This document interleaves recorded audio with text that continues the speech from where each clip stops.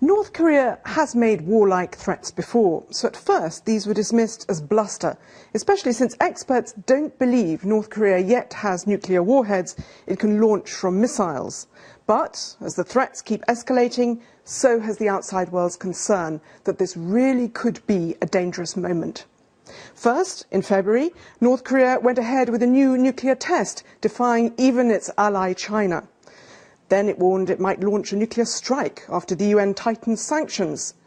Then, in response to the annual military exercises mounted by the US and South Korea, it declared long-range artillery troops were being put on alert.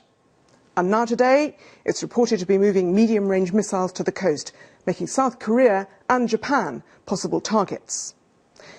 The problem is, this is already one of the most heavily armed parts of the world. North Korea is thought to have 1.2 million troops, and across the border, South Korea has 650,000, plus nearly 30,000 US troops based there.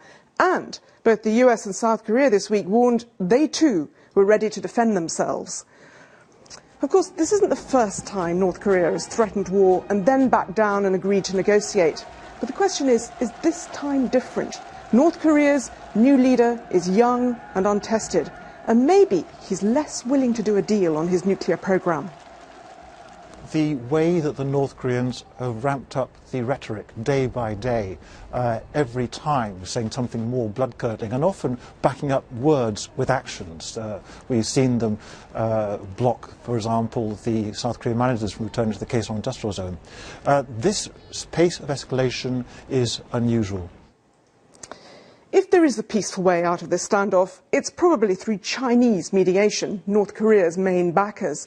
But how much influence they now have with North Korea's new regime isn't certain.